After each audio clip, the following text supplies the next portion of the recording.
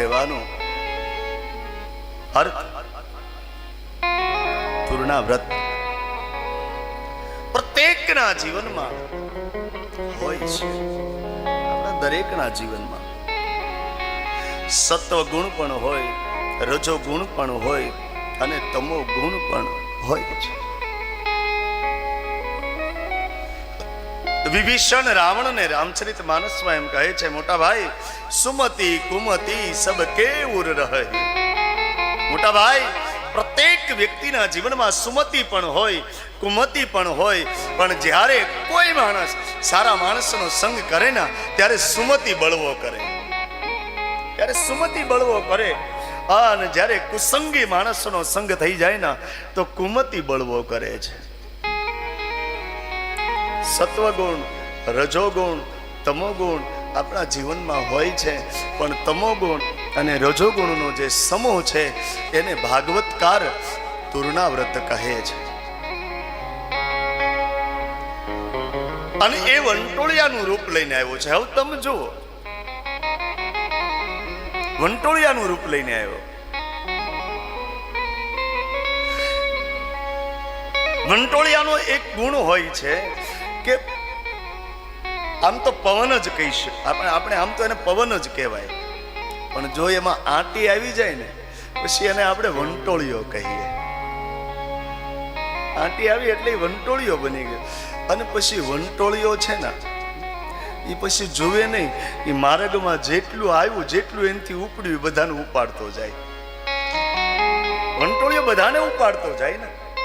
વંટોળિયો માર્ગમાં જેટલા આવ્યા એ બધાને વંટોળિયા એ ઉપાડ્યા.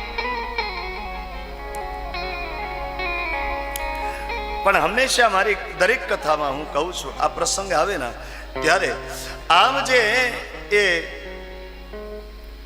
ગોકુળમાં તૂર્ણાવ્રત વંટોળિયાનું રૂપ લઈને આવ્યો, વંટોળિયો છેડ્યો અને વંટોળિયાએ વ્રજ રજથી આખા ગોકુળને ઢાંકી દીધું, કંઈ દેખાતું નથી. વંટોળિયા જ્યારે છડે ને ત્યારે બધું આપણને દેખાતું બંધ થઈ જાય. જ્યારે આપણા પરિવારમાં, આપણા કુટુંબમાં જ્યારે આવા કોઈ વંટોળિયા છડે ને ત્યારે આપણને સત્વગુણ દેખાતો બંધ થઈ જાય. આપણને માણસનામાં ગુણ નથી દેખાતો, એના દુર્ગુણ જ આપણને દેખાતા હોય છે. બાપ કોઈ વાર આપણા પરિવારમાં આવા વંટોળિયા છડે ને ત્યારે એક પ્રયાસ કરજો. આપણે ગામડું ગામ હોય, 5-4 વાગ્યા હોય, 4-5 વાગ્યા હોય, આપણી માતાઓ બજારોમાં બેઠી હોય.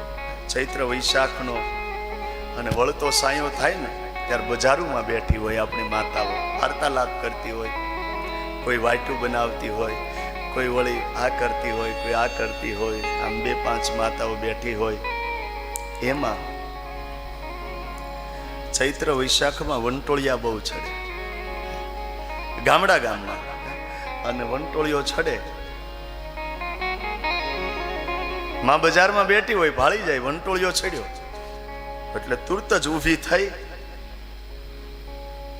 અને ઘરનું બાવણું બંધ કરી દે છે. હંમેશા બાવણું બંધ કરી દે. શું કામ? આપણે ત્યારે દેશી નળિયા હતા. કદાચ વંટોળિયો મારા ઘરમાં આવશે, નળિયા ઉડાડતો જશે એટલે માં છે ને એ બાવણું બંધ કરી દે. એમ મારા બાપ પરિવારમાં જ્યારે ક્રોધરૂપી વંટોળિયા છડે ના ત્યારે કાનના બારણા બંધ કરી દેજો, વંટોળિયા બાજુમાંથી જતા રહેશે. વંટોળિયા બાજુમાંથી જતા રહેશે. અને એક બીજી પણ યુક્તિ ભાગવતે બતાવી છે કે આવા વંટોળિયા છડે ત્યારે શું કરવું જોઈએ. ગોકુળમાં વંટોળિયો છડ્યો, વ્રજને આખું ઢાંકી દીધું, કોઈને દેખાતું નથી કાંઈ. અને એમાં નંદ બાબાના આંગણામાં લાલો પારણામાં સૂતો છે. લાલાને ઉઠાવ્યો તૂર્ણાવ્રતે. એને થયું કે ઉપાડીને એને મથુરામાં લઈ જાઓ. પણ ભાગવત કહે છે કે આપણા જીવનમાં જ્યારે આવા વંટોળિયા છડે, જ્યારે ગોકુળમાં વંટોળિયો છડ્યો ત્યારે લાલાએ શું કર્યું? વજન વધાર્યું. તુરના વ્રતે વંટોળિયાનું રૂપ લઈને આવ્યો, લાલાને ઉઠાવ્યો, લાલાએ વજન વધાર્યું. વજન વધાર્યું એટલે તુરના વ્રતનો શ્વાસ રૂંધાવા લાગ્યો અને પરિણામે તુરના વ્રત મૃત્યુ પામ્યો. આપણા ઘરે બીજું એક ભાવાર્થ બતાવ્યો, બીજું એક પણ પ્રયાસ બતાવ્યો કે જ્યારે આપણા જીવનમાં, આપણા પરિવારમાં, આપણા કુટુંબમાં જ્યારે પણ આવા વંટોળિયા છડે ત્યારે લાલાએ વજન વધાર્યું અને આપણે ભજન વધારજો. જ્યારે ક્રોધના વંટોળિયા છડે ને ત્યારે ભજન વધારો અને વંટોળિયા એની મેળાએ સમાય. એ વંટોળિયા બહુ હોય નહીં, એ ઘડી બે ઘડી જ હોય. એ વંટોળિયા 5-5 વર્ષ સુધી ન ટકે. પણ દુર્ભાગ્ય છે આપણું કે આપણે ત્યાં તો વંટોળિયા 10-10 વર્ષ સુધી ટક્યા રહ્યા.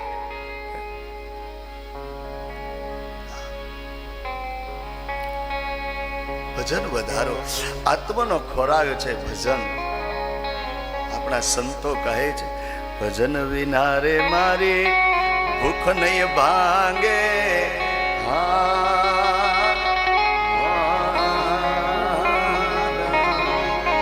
સ્મરણ વિના મારી શુદ્ધિ ન થાય રામા, સ્મરણ વિના મારી શુદ્ધિ ભજન વિના એ મારી ભૂખ નહીં ભાંગે.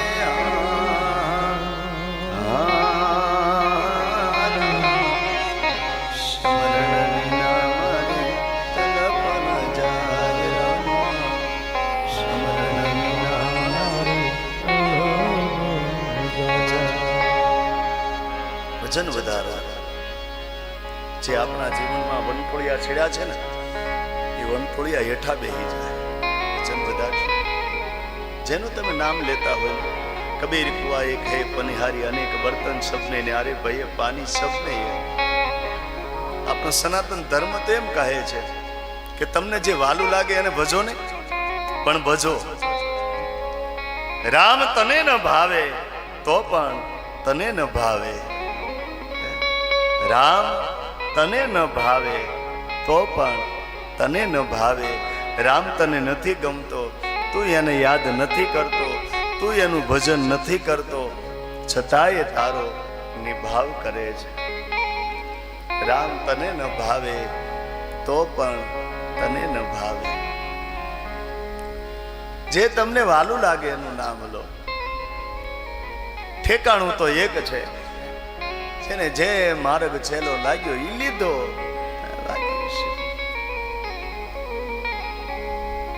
જ્યારે આવા કોઈ વંટોળિયા છડે, જો તમને મહાવીર વા જબ દડ જાંબુવાન નલ નીલ અંગદ સુગ્રીવ ન રહ્યા, હજુ લગી હનુમાન કાયમ બેઠો કાગડા. જ્યારે આપણને કોઈ જગ્યાએ માર્ગ ન મળે, દુઃખથી ઘેરાઈ જઈએ ને, ત્યારે હનુમાન ચાલીસાનો પાઠ કરી લેજો. મારો મહાવીર તમારા દુઃખ ટાળી દેશે મારા બાપ.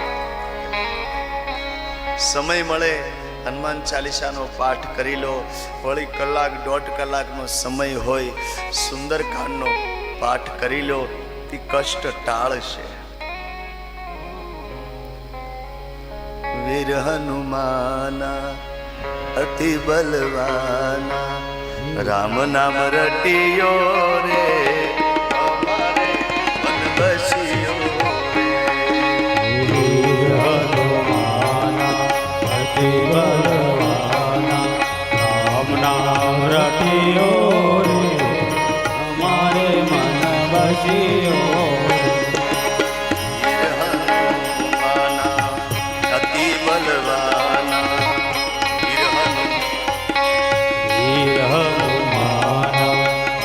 બલવાન રામ નામ રટિયો રે મારે મન બસ્યો રે. રામ નામ રટિયો રે મારે મન બસ્યો રે.